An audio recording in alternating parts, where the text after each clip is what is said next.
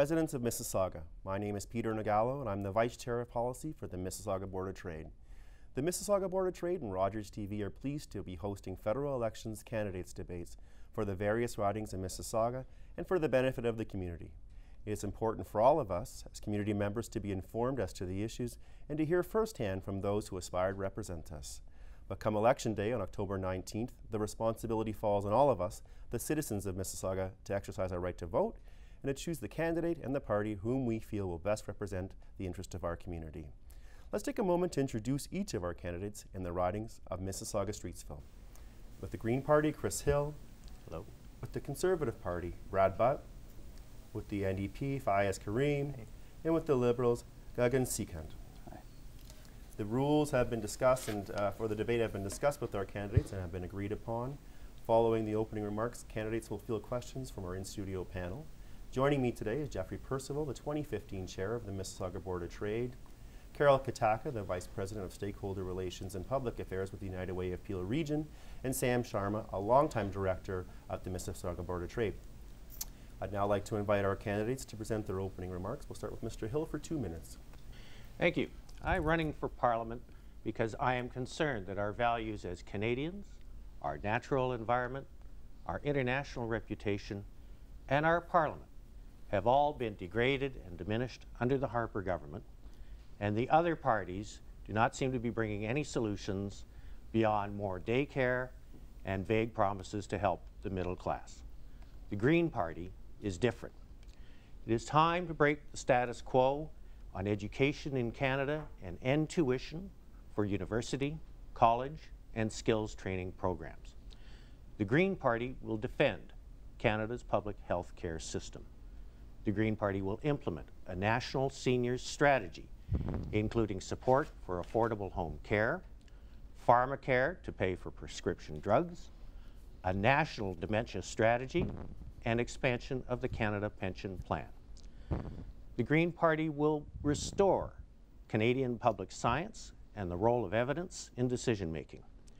We will work to replace our first-past-the-post electoral system with proportional representation so that every vote matters, no matter which party you support.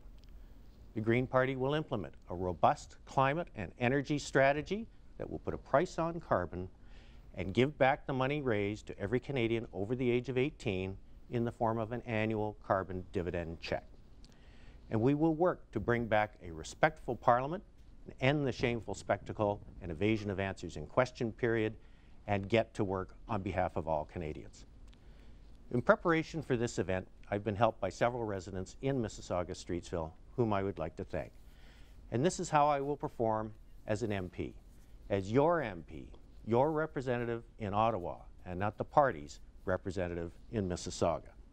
So my answers to the questions being posed today are not so much about what the Green Party thinks or what I think, but what the people of Mississauga-Streetsville think. And we look forward to hearing from those answers, but first we'll hear from Mr. Butt from the Conservative Party. Well, thank you for the invitation to join you today, and I would like to thank Rogers TV and the Mississauga Board of Trade for hosting us. I would also like to thank my fellow candidates for being here today. 4.5 years ago, you placed your trust in me to represent our community in the Parliament of Canada. It has been an honor and a privilege to serve you. I promise to be an accessible, community-focused, and active representative both here at home and in Ottawa. And friends, I have delivered. I have also been a strong and active member of our Conservative government, working to strengthen our economy, keep Canadians safe, and invest in infrastructure and services on which Canadians rely. In this election, experience, both at home and for our country, has never been more important. I look forward to the questions and the discussion today, and I thank you for inviting us into your home. Thank you, Mr. Butt. We'll go to Mr. Karim from the NDP. Thank you very much. Hello, Mississauga-Streetsville. My name is Fayaz Karim, and I'm running to be your next MP. I migrated from Trinidad and Tobago 27 years ago. I worked hard to make ends meet and prosper, from night shifts at a factory to owning a small business, and I was fortunate enough to graduate from one of the best universities on the planet, the University of Toronto. I know the value of hard work. I understand living within our means. I understand the responsibilities that come with government. I have the education, but also the business, political, and life experiences to get the job done in Ottawa and make Ottawa work for all Canadians, not just well-connected insiders. Our country faces many challenges. Our world faces many challenges today. Unfortunately, the Conservative government has not lived up to its mandate to clean up the Liberal mess in Ottawa. They have made it worse. Let's look at their record. The ethics spokesman going to jail for election fraud, the Senate scandals, undermining democracy, a false claim by Stephen Harper to be a great economic leader, but the facts show that we have the worst economic growth since the Great Depression and the worst job creation since World War II. We have slashed infrastructure spending, slashed healthcare transfers, slashed old age security benefits. 1.3 million Canadians are looking for work. 400,000 good-paying manufacturing jobs has been lost. Stephen Harper added over $150 billion to our national debt, and a one-sided resource extraction strategy which has landed the country in recession. Stephen Harper's plan isn't working. Justin Trudeau isn't living up to expectations. He can't make decisions. He says one thing today, something else tomorrow. They're both selling old ideas. Friends, all that stuff has been turning people off politics for years now and generating rising voter apathy. Why wouldn't we try a new direction? And thank you so much, Mr. Karim. We will go to Mr. Sikand from the Liberal Party of Canada. Hi, my name's Gagan Sikand. Now, you may not know me personally, but if you're from Mississauga, you know all about me because I grew up in Streetsville. I played hockey in the streets. I spent time riding my bike with my friends in the forest and in the trails. As I got older, I've coached basketball and mentored young people. In 2011, I became a lawyer and finally went on to being a small business owner. Now, long ago, my family taught me the value of giving back. And through volunteering in a mentorship program, I've watched dozens of young people grow up and set out onto the path of adulthood. But as I've watched them grow, I've also watched them struggle. And it's not just young people that are struggling. The entire middle class is fighting to stay afloat. Despite working hard and being responsible, Canadians find themselves in a recession. Now, I call Mississauga-Streetsville my home. I've watched our neighborhoods turn into the vibrant, diverse, and wonderful places they are. But something changed 9 years ago. Through working with the Eden and Seva food banks, I've watched families struggling day to day to make ends meet. I've watched Stephen Harper enact legislation that treats immigrants and second-generation Canadians as second-class citizens. As a lawyer and small business owner, I've watched our government's mismanagement of the economy hamper growth and stifle our economy. Now, I've always given back in whichever way I could, but I'm asking for your support to run as your member of parliament because I know I have the energy and fresh ideas that'll bring real change. Thank you very much. Thank you, Mr. Sikand. We will now go to our first question. It will come from Jeffrey Percival from the Board of Trade, and he'll direct it to Mr. Hill. Mr. Hill, there's a general sense that the country's economy has shifted significantly in the last year. Low oil prices, for example, have caused serious issues for parts of the country, while a lower Canadian dollar has yet to spark the manufacturing renaissance in Ontario that many had hoped for. What will your party do to create a more favorable climate for businesses and investment in Peel Region in particular? Well, there's no doubt that what you say is quite true, and in stark contrast to what we've heard the Prime Minister say recently, that 80% of the Canadian economy is doing just fine. It's only one small part of it that is not doing well. But we've witnessed the closing of Stelco in Hamilton, the largest steel plant in Canada. We've seen the closing of Kellogg's cereal plant in London, Ontario, and H.J. Heinz in Leamington. The Wrigley gum factory in Toronto is closing. We've seen the GM third shift in Oshawa be shut down and the closing of over 140 Target stores. So I'm concerned that not every part of the economy is growing, and in fact a large part of the economy is in trouble. I believe one of the things that we can and must do is have a strategy to strengthen our trade commission offices around the world, which have been cut back under this government and have not been able to bring the sort of investment into Canada that we need. We would like to start an Invest Canada office as well, similar to Investissement Quebec, which has been successful in bringing enterprises into Quebec. Thank you, Mr. Hill. We'll go to Mr. Butt for a 30-second rebuttal on that.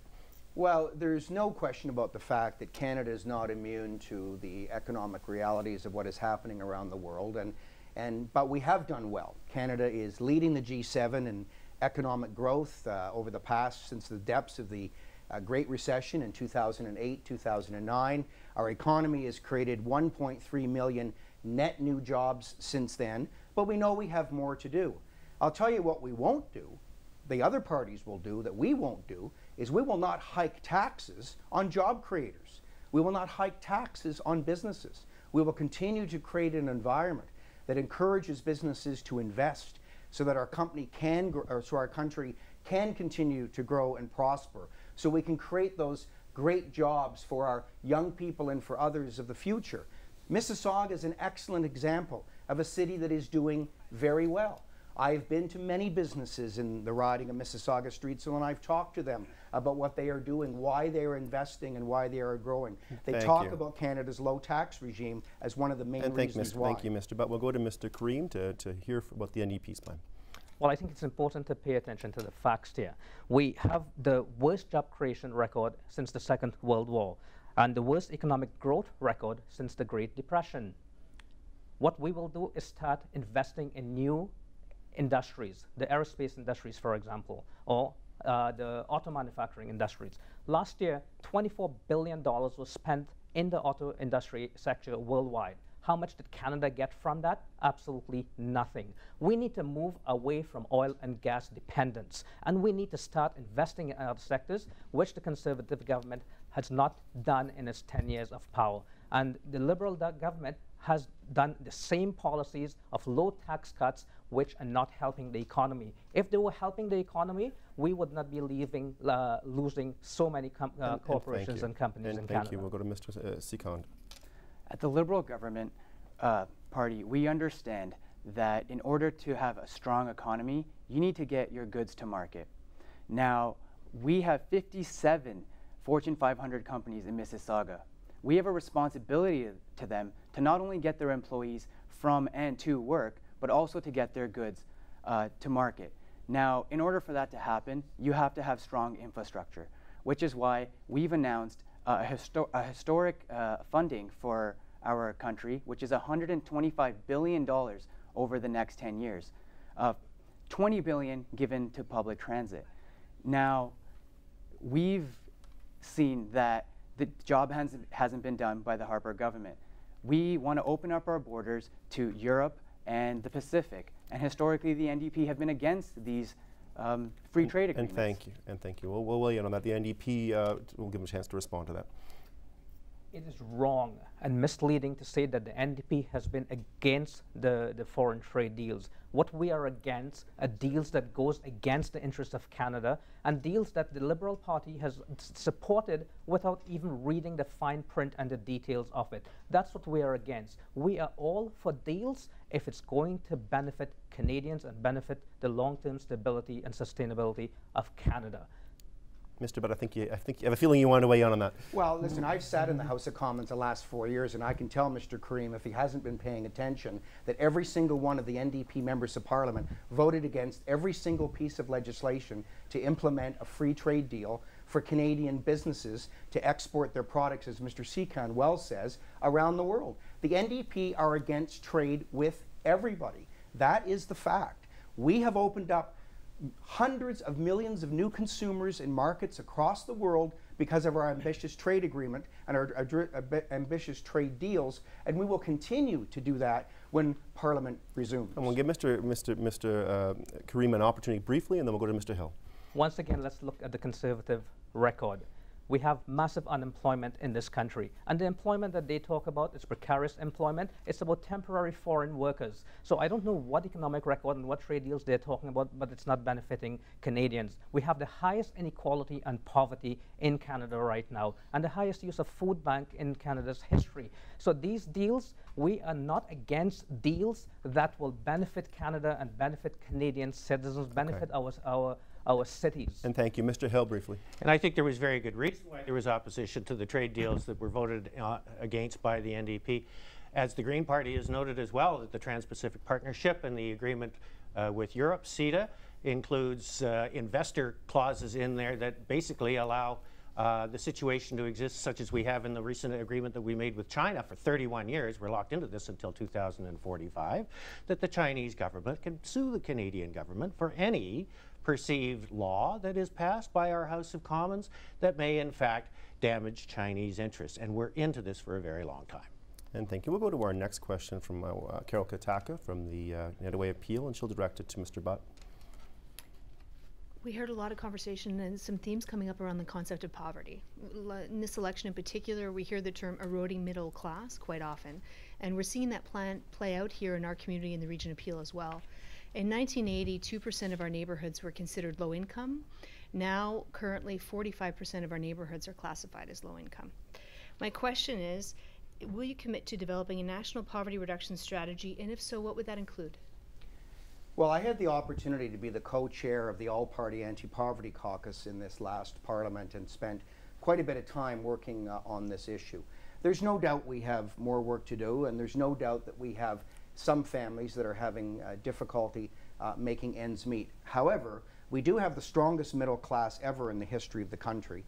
Middle class incomes have gone up, middle class wealth has gone up, and we're continuing to see things like home ownership and personal savings, again, at all-time highs. We do have to look at ways that we can help individuals and families and seniors that may be struggling with poverty issues. We've done that through a number of measures. One of the first things I voted on that I was most proud of as a brand new member of Parliament was I voted on the first budget we brought forward in June of 2011, which had the largest increase in the old age security in more than 25 years. That was direct money in the pockets of our lowest income seniors. So we have done quite a bit. There is more to do, but I'm very proud of our government's record and what we have done to help support the middle class. Thank you, Mr. Butt. Mr. Karim. I am not sure what statistics Brad is talking about, but we have the highest levels of income inequality and poverty. Right here in Mississauga, 59,000 families rely on the food bank for food. 40% of Peel seniors are living in poverty. So I'm not sure exactly what Brad is talking about. We will invest into a poverty strategy. That'll come also by creating new opportunities for employment, paying federal workers a minimum wage of $15. There's absolutely no reason why Canada, with the wealth that we have, should be paying workers at the poverty line. These are some of the things that we will bring about to directly attack poverty and help bringing the cost of living down and making life affordable. So you have $15 a day daycare for those people that want to go out and work and contribute to the economy. That's a good economic decision. $15 an hour minimum wage, that's good economics because it gives people more money to put into the economy, more money to spend, and start working towards it. They've had 10 years, they didn't get the job done, we will get the job done. Thank you, Mr. Karim. We'll go to Mr. Sikand. I too disagree with Mr. Brad, but the middle class hasn't had a decent pay raise in the last 30 years. In fact, the average Canadian household is carrying more household debt than the US and the UK before the recession. And actually just this morning, we saw that the average Canadian household is carrying the most debt in Canadian history. Now this is why at the Liberal Party, we want to put forward a tax cut for the middle class so that they can have a bit of help and so that they can have a bit of disposable income to go out, spend, and stimulate the economy. Mr. Hill, would you care to weigh in on that? I would. The Green Party was the first national party to release its platform in this election campaign, and in this we made a specific promise for a guaranteed livable income. This would replace, and it was first of all would eliminate the tax breaks that currently right now serve only narrow political partisan purposes here. The Green the guaranteed livable income would replace welfare, old age security, CIS, the universal child care benefit, the national child benefit, and the working income tax benefit, which right now, surprisingly, disqualifies somebody making as little as $343 a week from the benefits that are in there.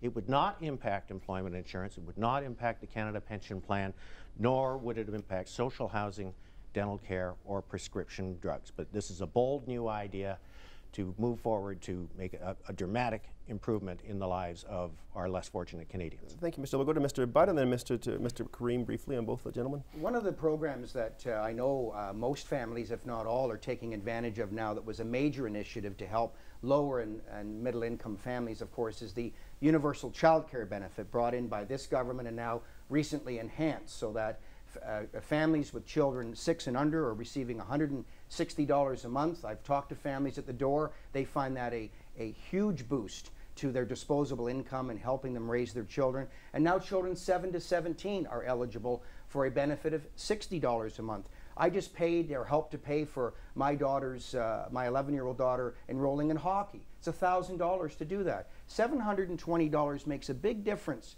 to a family every year for children 7 to 17. This is helping lift families with children out of poverty. Mr. Karim. The Liberal candidate talked about the middle class not having an increase in their income in the last 30 years. I need to ask the Liberal candidate, what has your government been doing? You are the ones that have been in power that time along with the Conservatives. What exactly have you been doing? Why haven't they have an income? And why should we believe you now that you are going to do something about it? Because your promises are changing from day to day, but they're also disingenuous. For example, this tax cut that they're giving of 7%. It is not 7% that you're getting. And I would ask the Liberal candidate if he can answer me a couple of questions. If you earn under $44,701, how much of a tax break are you getting? Zero. Absolutely zero. If you earn $45,000, you get $4.85 tax break. That's it. Under $5. I'm not sure those were questions, but I'll give him the opportunity to respond. Yeah. So my point is I know, we'll give him the opportunity now to respond, rather. Yeah. Excuse me. We're actually offering those that are earning less than $44,000 the biggest child care benefit that we've seen in quite some time. Mr. Brutt referred to the universal child care benefit. Now that is a little bit misleading because the next year you have to pay taxes on that, and it's also giving checks to millionaires. Now what we're going to do is stop giving checks to millionaires like the NDP and the Conservatives are, and we're going to give what's left over to the families that can use that, and it'll be a bigger check and it'll be tax-free. Mr. Karim, briefly. 3 consecutive majority governments by the Liberal Party, nothing on childcare.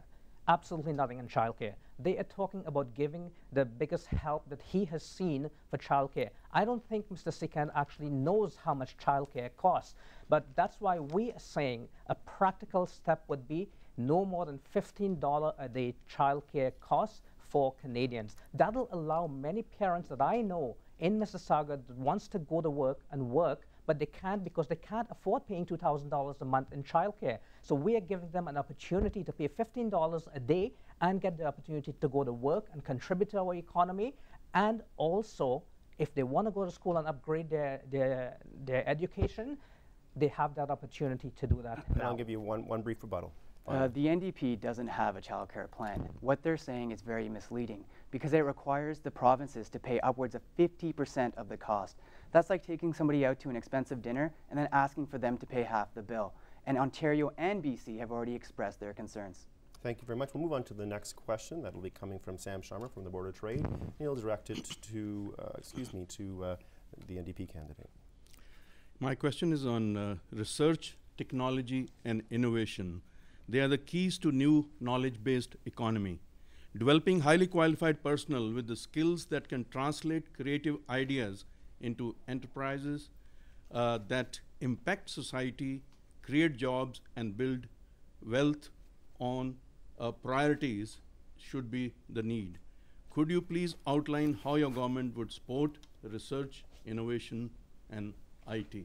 And we have seen in the Silicon Valley in California, even the immigrant engineers from IITs in India have made a difference, but we don't see anything of that kind in Ontario. So how your government can make a difference in these fields? This is indeed a great question, and I thank you for the opportunity to answer this. I made the point earlier that we have put all our eggs in the gas, the oil and gas sector. We did not invest in anything else. So what an NDP government is going to do is to start diversifying this economy, start getting us out of only relying on gas and oil. It makes absolutely no sense, and any first-year economics student can tell you, you never put your resources and put all of your efforts into something as volatile as gas and oil. We will develop that and make it better, but we will start investing in new technologies by investing in research and development, but also going into areas like aerospace technology. You know, we have a fledgling, not a fledgling, we have a great aerospace technology that is underutilized. You know, we can be selling these planes and we can be creating new technologies for world users, and we're not doing any of this. The other thing is the fledgling green technology industry. It's a $30 trillion a year fledgling industry. We have done absolutely nothing to capitalize on that. That is like the new oil. We need to capitalize on that, and we need to get that going. Germany is already Mr. far Karim. ahead We'll go to on Mr. it, Sikand and from, we we'll will go to get Mr. that Sikand from going. the Liberal Party to talk about how a Liberal government would support innovation. The Liberal Party will, one, stop using fossil fuel subsidies and invest that in clean technologies. Secondly, we know that the manufacturing sector is the biggest sector that invests in research and development. So we will work with manufacturers to not only have more research and development, but to help them find new emerging markets. And finally, we will work with the provinces and post-secondary institutions to prepare the next generation for the jobs of the future. Thank you so much, Mr. Hill. I actually think that we've got a very strong track record in Canada right now in terms of research and development, and I know about that through my own work with Canadian universities and centers of excellence across this country, particularly in the field of electric transportation. We have very good programs such as the Automotive Partnership Canada and Sustainable Development Technology Canada. What we're not so good at is actually commercializing our knowledge and our know-how into products and services that can be sold abroad and increase our exports. And I think one of the things holding us back on this is the fact that our current Prime Minister refuses to meet with the premiers of provinces like Ontario to work on a national strategy that will in fact enhance the very good work being done in Canadian universities and technical research centers and get this into products and services that Canadians can sell abroad. Is that true, Mr. Butt? Is that what's holding us Well, back? yeah, I want to thank Mr. Hill for outlining a number of the great initiatives undertaken by our government in the last 9 years. Things like the Automotive Manufacturing Innovation Fund, which has benefited car plants like Ford in Oakville, right beside us, where many people from Ford live and work in Mississauga. It's tremendously benefited, helping our industries to diversify, to commercialize, to allow research and development to foster and to flow. Obviously, there's more we can do. We have an agency called the Federal Economic Development Agency of Southern Ontario, and I've been a witness in our own community of some repayable contributions that have been made to businesses right here in Mississauga-Streetsville to encourage them to do better research and development and innovation and commercialization in many of the products and services that they're doing, and open up to the new markets that we've opened up through the free trade agreements that the NDP would kill. Thank you, Mr. Sikand. Speaking of Mississauga-Streetsville, I'd like to ask Mr. Brad Butt a question. Now, I've knocked on 1,000 doors, at least, out canvassing, and I ran into an individual who was laid off from the CTS plant, CTS company in the heart of Streetsville. Now, that's an auto sector manufacturing job. So what will you do for somebody like that individual? I'll let you answer. Go ahead. Well, there's been a number of things we've done. We've had a very robust system for retraining, for second career, for opportunities for people to transition into other industries through Service Canada and the many services that are provided through employment insurance. There is no doubt that we do know from time to time there are businesses that do close for various reasons, but I got to tell you, in the 4.5 years that I've been the Member of Parliament, I've been to far more business openings and business expansions in this community than I've been at closings. And that's simply because we've created the right economic environment for businesses to invest and grow right here in Mississauga-Streetsville. Mr. Karim. Mr. Butt, you've been to many business openings, but you haven't been to Target, you haven't been to Sears, you haven't been to Caterpillar, and you haven't been to Heinz. These are businesses that have created a lot of job opportunities, and they have left. Even with your great tax cuts, it was not enough to keep them here. There needs to be more. And he keeps attacking us and not signing on to their trade deals. We are not going to sign trade deals that are not benefiting this country, and that is exactly what we have going on here right now. If it's going to be of a net benefit to this country, we have no problem. But I'll ask Brad this question again. In last year, $24 billion was invested globally into the auto assembly capacity. And do you know how much Canada got? How much Stephen Harper earned out of that? Absolutely nothing. What have you been doing all the time, Brad? Well, I've met with the Canadian Vehicle Manufacturers Association on many occasions in my responsibility as a member of Parliament in Ottawa advocating for our community. And the Canadian Vehicle Manufacturers Association have said there has never been a better time for the automotive sector ever in Canada as there is today. Now, we know we have a North American market and a North American both auto parts and assembly plant process. And we know that the major companies, the car manufacturers, are North American based. Canada gets its part. We've done very well. We've had major announcements by Honda, major announcements by Ford in new investments and new jobs and new products. As a matter of fact, Ford in Oakville is now exporting the Ford Edge into China, selling 10,000 units of the Ford Edge in China, built and assembled in Oakville. That's a great Canadian success story and one of which I'm very proud. Thank you, Mr. Butt. Mr. Sikand, then Mr. Hill briefly. I can't imagine they get the best rate with our dollar so low. But going back to what you said earlier, I am a small business owner, and I got to tell you, your government isn't making it very easy to grow.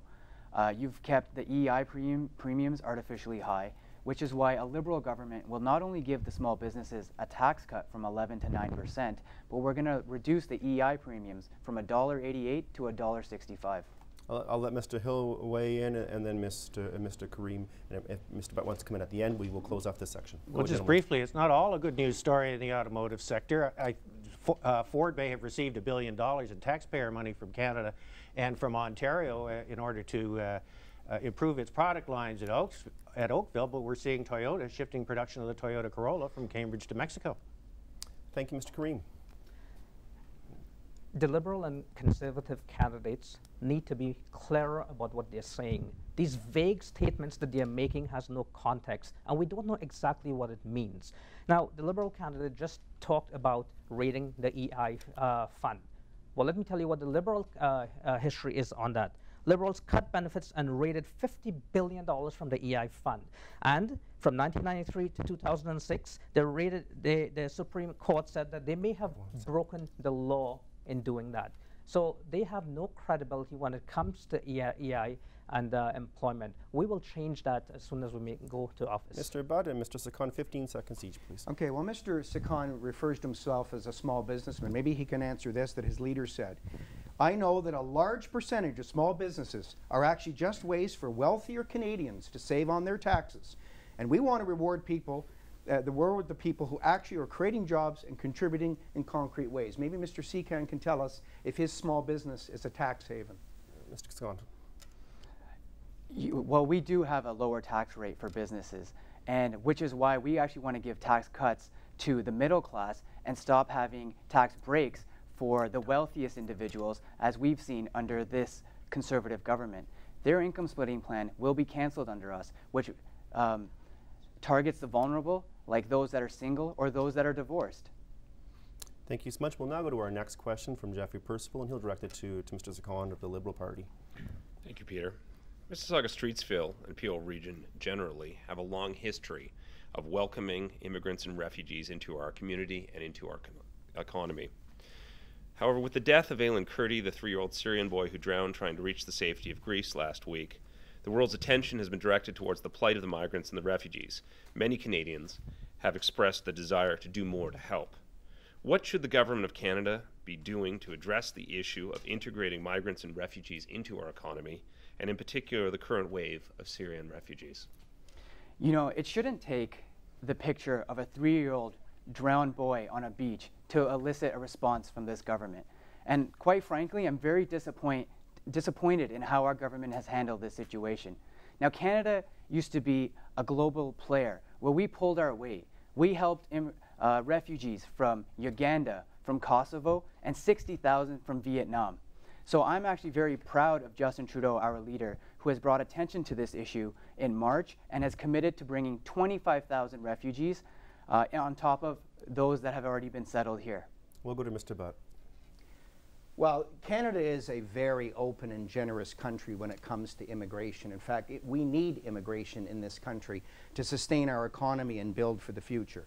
We were all very upset when we saw the picture of the young 3-year-old boy, and we know the refugee situation is very grave. I've had the opportunity to visit the Kurdistan region of Iraq twice and actually tour and talk to refugees in these camps on the ground, these internally displaced persons who are only there because of the attacks of ISIL on their communities. That is why they are refugees, because of a terrorist threat in their neighborhoods. So Canada has been responding. We've been responding, obviously, through our participation in the 60-country coalition in the fight against ISIL. However, we've also been one of the largest recipients of Iraqi and Syrian refugees into Canada since the crisis began. We've set a new target to accept 23,000 Iraqi refugees and 11,300 Syrians, and the Prime Minister recently announced we'll accept another 10,000 from Syria over the next 2 years. Canada is playing its role. Thank you, Mr. Karim. Unfortunately, Canada is not playing its role, and we have come under international condemnation for this. The United Nations have chided us for not taking our responsibilities. They have asked for us to take in 10,000 refugees from Syria in the current crisis. This government has not responded. In fact, in July of 2013, Stephen Harper said that he's going to bring in 1,300 Syrian refugees. Out of those 1,300, 200 is supposed to be private sponsorship. I happen to work with an organization, or volunteer with an organization called the Canadians in Support of Refugees in Dire Needs. And we have been working diligently on this issue.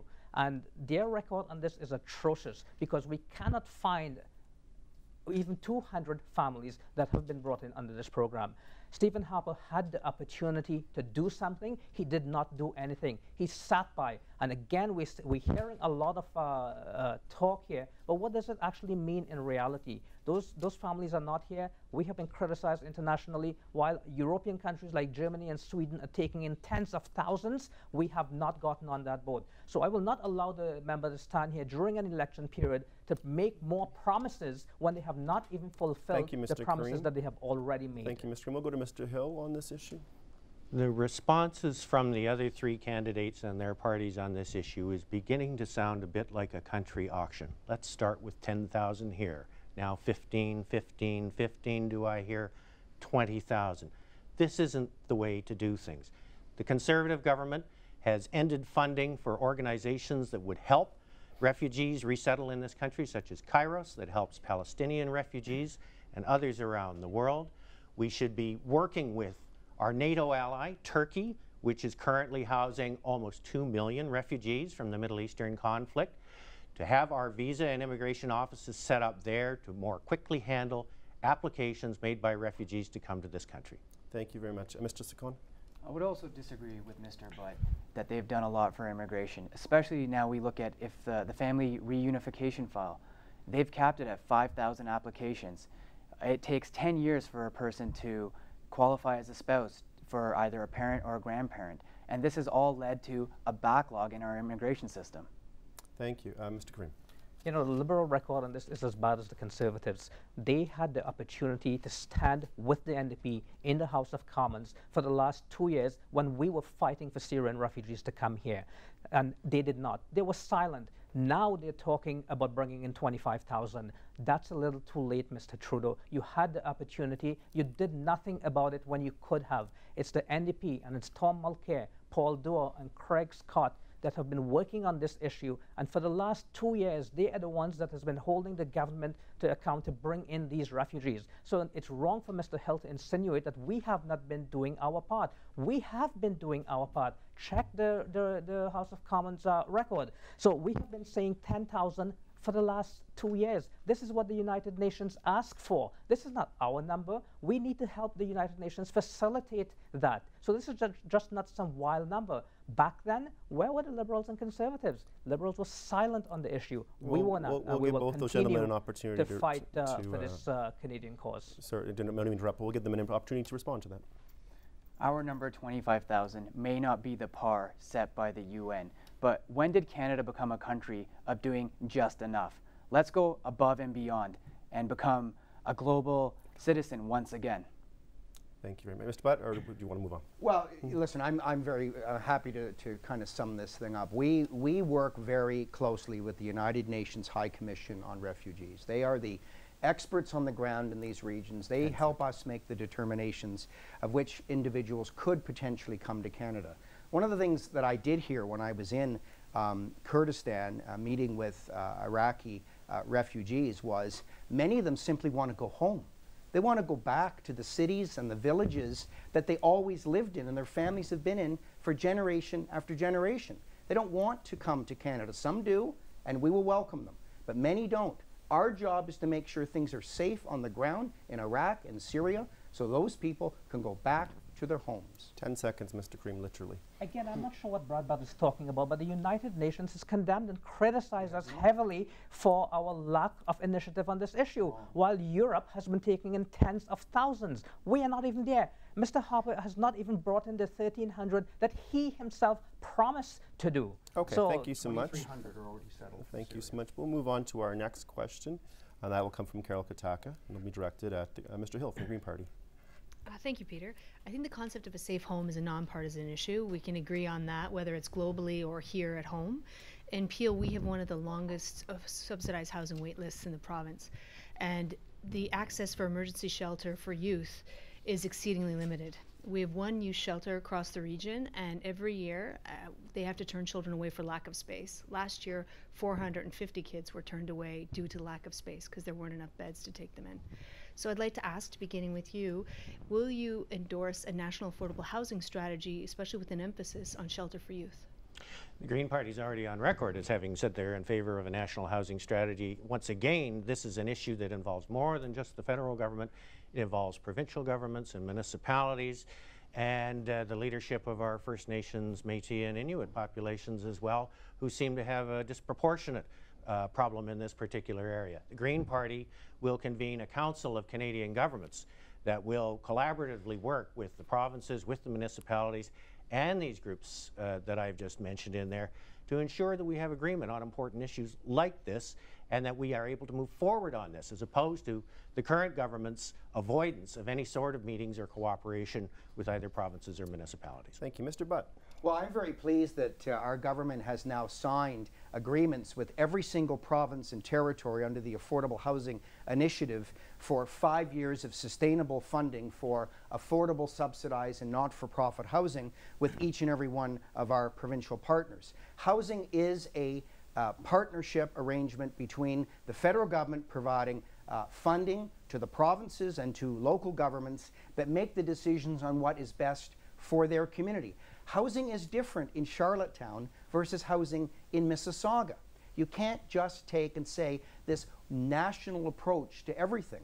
Our job is to work with the provinces, as we have done, by signing affordable housing agreements with every single provincial government of all three political parties, by the way, who have signed those agreements and have agreed to accept the federal government funding under the terms and conditions to provide affordable housing in communities across the country. Thank you. Mr. Karim. Brad, you've been in government for almost 10 years, and we are no further ahead when it comes to affordable housing. So, but let me go back into some of the history of this. The short answer is, yes, we are going to commit to a national housing strategy. That's in our platform, and there's no questions about this. But I want to go into some of the history about it. You know, Justin Trudeau has chosen Paul Martin as his economic advisor, as his mentor. Just remember that Paul Martin cut $128 billion from affordable housing, and he was the one that left Canada without a national housing strategy. You know what Mr. Trudeau said? Mr. Trudeau said that was a good decision.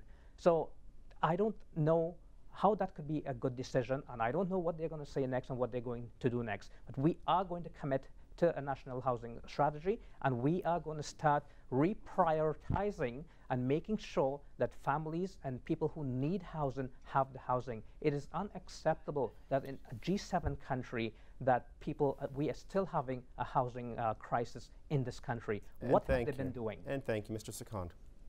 I hear a lot of promises out of the NDP candidate, but I'd like to hear some of the math. You plan on having all these social programs and balancing the budget. Well, where is this money going to come from? Now, in terms of Paul Martin, I like to refer to our former mayor, Hazel McCallion, on a CTV interview when she was asked, who do you think the best prime minister was? And she actually pointed out that she thought Paul Martin was our best finance minister. I digress. The point is, we are providing $125 billion into infrastructure. $20 billion of that will be towards social infrastructure, allocated for affordable housing. That's over 10 years. Now, we have seen in Mississauga that we have a 15-year wait time for affordable housing, and we need to do something about it. I did want to make a comment to Mr. Brad Butt. Your government did not renew the cooperative housing agreements, and that's going to leave actually 7,000 individuals without a home once those expire. Mr. Butt? Well, I'd like to comment about the cooperative. Listen, my background before becoming a member of parliament was in the housing industry. I know this file better than my friends who are standing here today. I know it extremely well. And I want to tell you about the cooperative housing situation. Those federal co-ops were funded under 35-year project operating agreements, where the operating agreements expired, coincidentally, at the same time the mortgage payments expired. So for cooperatives across the country, yes, they'll no longer receive federal subsidy, but guess what? They no longer have a mortgage to pay on that property as well. And I actually know of co-ops that will be further ahead because their mortgage is paid off. They'll actually have more money in their budgets every year to run their co-ops than they do now. This was an agreement that was made by a government 35 years ago. Those agreements are coming up for expiry along with the mortgages, and these co-ops will be just fine. Mr. Karim and then Mr. Sikand. Yeah, Mr. Sikand asked, where is this money going to come from? Very good question, and I'll be happy to answer that. But first, let me tell you, the Liberal tax policies, the Liberal record, it's not different from the Conservative record. That's why nothing much has changed in the last 20 or 30 years. They have the same low tax rate policies as the Conservative government. They have given corporations, large corporations, a further $60 billion in tax cut a year. That has to change. Canadians, each and every one of you, are paying your share of taxes. These large corporations are the only ones that are not paying their fair share. And we are saying, look, it should be more in line with OECD average. We don't need to raise it in any exorbitant amount. It will be reasonable, but it has to go up. That's one issue. The second issue is investment. We need to start getting away from oil and gas dependence, and we need to start investing in new technologies to create new jobs and new revenues and new opportunities of revenue acquiring. And thank you, Mr. Sikand. The NDP candidate didn't answer my question, and it's kind of hard to take him at his word since there is no experience, and it's just too risky to see what you're going to do without having a track record. Now, I applaud Mr. Butt for his work in co-op housing. But I've also visited these co-ops in our riding, and I've seen and spoken to these individuals, and they do actually need these leases to be renewed because they need to make renovations on these homes as well. Thank you. Mr. Karim, I'll allow you to respond directly to what he said, then we'll move on. Okay. Yeah. He just accused me of not being able to take my word. You know what? Whose word you can't take? Mr. Trudeau says, we need to run deficits. Then he criticized the Conservatives for spending too much. Then he says budgets will balance itself. And then he says we're not going to run deficits and we're going to run deficits. It keeps changing from day to day. That's whose word we can't take. And thank you. I'm sorry, we will move on from that. We have time for one last question, and it will be from Sam Sharma. Excuse me, Sam Sharma to Mr. Butt. Drugs and violence are on the increase in the schools, making our children unsafe. Education is for living, but it should also be for molding our characters and making us better human beings. How can you bring in value-based education which could cherish our Canadian values and we all be more loving and caring for our community and the families? Well, thank you for that question, Sam. One of the hallmarks of our government has been about keeping communities safe. We've had some risky suggestions made by other party leaders, including legalizing marijuana, allowing safe injection sites as of right in our communities. These are positions taken by the other parties that are very harmful to our children. Now, Sam, you asked the question about education. As you are well aware, primary and secondary education are the responsibility of the provincial government and not of the federal government. But I think we have an excellent education system in the province of Ontario. I think we're very lucky to live in Ontario and have the kind of education system that my two daughters are enrolled in through the Peel District School Board right now. Our job, though, as a federal government within our areas of jurisdiction is to continue to make sure our communities and our neighborhoods are safe, that they're safe. We've brought in legislation against cyberbullying. We've brought in legislation for victims to make sure victims' rights are more important than the rights of criminals. And I'm sad to say that the opposition parties voted against every single one of those initiatives to make Canada's communities safer. Thank you, Mr. Butt. Mr. Hill. Well, Stephen Harper says that it's too risky to vote for another party when, in fact, he is ignoring the greatest threat to the health and security of Canadians, which is climate change. Canada's credibility in other countries has been totally destroyed by the Conservative government's stand on this issue, eliminating the possibility of better trade deals because other countries are no longer taking us seriously. I mentioned in my opening remarks, to answer your question more directly, Sam, that we believe that it's time to change the status quo on Canada's education system, and the Green Party will work to eliminate tuition for university, college, and skilled trades programs. Thank you, Mr. Sikand. Mr. Butt made a reference to legalizing marijuana. Now, we think it's very irresponsible to not legalize marijuana when you have some of the highest teenage use of marijuana in this country. Putting your head in the sand and ignoring the problem will not make it go away. In fact, you're fueling the gangs who provide this illegal substance to the youth. Now, as we saw with tobacco, regulation is what you need to do to prevent it from getting into the hands of the young people and fueling gangs and organized crime. Not to mention, once it's taxed and regulated, the number of billions of dollars we could receive in tax from taxing the substance. Thank you, Mr. Butt. Is prohibition effective? Well, we don't support legalization of marijuana, I can certainly tell you that, and I'm glad Mr. Sikand has reconfirmed Mr. Trudeau's position that if he becomes Prime Minister, he will legalize marijuana in this country. I can tell you when I've gone door to door, that is not what parents want. Parents know that if you legalize marijuana, it is far easier to get in the hands of our children and our youth. So we are absolutely opposed to that. We are opposed to it because gangs are involved, illegal activity. That's what drugs create in our communities. Legalizing it would be a disaster area. Mr. Karim. Well, I want to get back to the question that was asked while the two of them fight it out on the marijuana file. To answer your question, we need to start working more closely with these communities and communities that are affected. There has not been enough effort put into working with cultural communities, religious communities, and disadvantaged communities. We need to make much greater effort in that respect, and that'll be a good start. Now, Brad talked about keeping us safe. I'm assuming that he's talking about Bill C-51. This is one of the most draconian bills that we have seen, a bill that reminds me of the pre-Confederation and the pre-Magna Carta area, a bill that the Amnesty International has called the greatest human rights setback for Canada. If that is the way Brad Butt and the Conservative government think that we should keep Canada safe, well, I don't agree with that, and Amnesty International don't agree with that kind of bill and taking away the democratic rights that we have fought so long to earn. And thank you.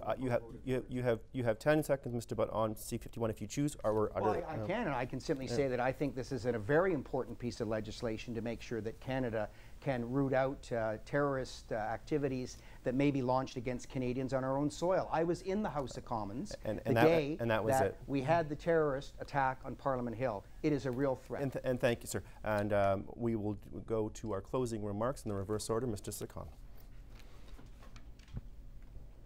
Give me a second here. Firstly, I would like to thank MBOT and Rogers for having us here today, and I'd like to thank the viewers at home for tuning in. Now, I've lived in Mississauga-Streetsville for well over 27 years. I've watched our neighborhoods change and evolve. But in the past few years, those changes have been for the worst. That's what made me decide to run. As a lawyer, a volunteer, and a small business owner, I have seen how the conservative policies have hurt our economy. Now, middle-class families are struggling, while the wealthiest Canadians are being given tax incentives. The Conservatives passed a law saying that immigrants are less Canadian than those that are born here. We need a government that is committed to us. The Liberals will cancel tax breaks for the rich and give money where it's needed, to the middle class.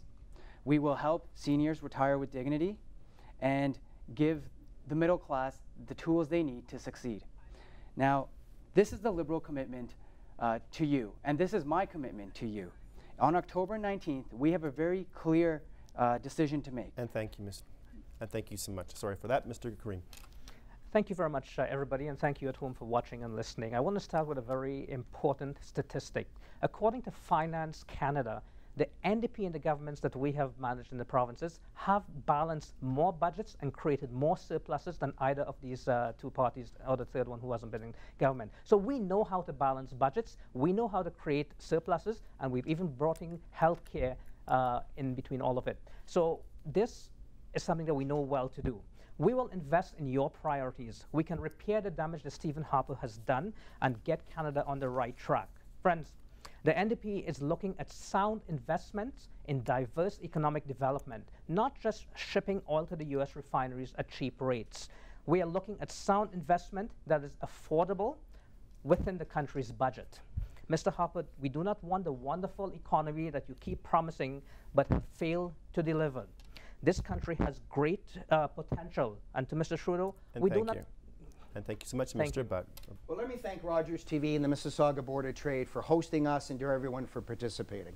This has been an important discussion about the future of our community and of our great country of Canada. Friends, this election is all about who has the proven leadership to continue to guide Canada's economy, keep Canadians safe in a complicated world, prudently invest in infrastructure, keep taxes low for all Canadians, and responsibly manage your tax dollars. Brad Butt and Stephen Harper have that experience. This is not the time for the risky alternatives you have seen today. On October 19th, please vote Brad Butt so we can keep Canada strong, proud, and free. Thank you, Mr. Butt, and to Mr. Hill. Well, thank you to the viewers for watching this important debate. You know, when I've been knocking on your doors on Saturday afternoons or Sundays or during weekdays and interrupted whatever you were doing that was really important, I've been very encouraged by the support that you've shown to me across Mississauga-Streetsville. You said how much you like and admire our leader, Elizabeth May, for the hard work she's done as the first Green elected to the House of Commons. And this question I've heard from many of you as well, and it deserves an answer. How will a few Green MPs make a difference? It is expected that the result of this election will be a minority government. A group of 15 to 20 Green MPs who will not be forced to vote as a bloc can have a huge influence on the way Parliament works. The evidence for this is the minority governments of Lester Pearson from 1963 to 1968, when a small group of just 14 NDP MPs under Tommy Douglas, who nobody thought were going to amount to much of anything in the House of Commons, gave us our National Health Care Plan, the Canada Pension Plan, and our Unemployment Insurance Plan. Parliament without Greens will be deadlocked and will soon be into another election. Green votes matter. And thank you, Mr. Hill. This now concludes our federal candidates debate for the riding of Mississauga-Streetsville. I'd like to thank each of our candidates for their valuable participation in this debate. Once again, I'd like to thank Rogers TV for being a partner with the Mississauga Board of Trade and hosting this debate, and of course to our panel members for their participation. Be sure to tune in to Rogers TV on election night for complete election night coverage, including up-to-the-minute local results and in-depth analysis of your local ridings, as well as on-location stories. The local campaign begins here at 8:30 p.m. on election night, Monday, October 19th on Rogers TV. Most importantly, please get out and vote.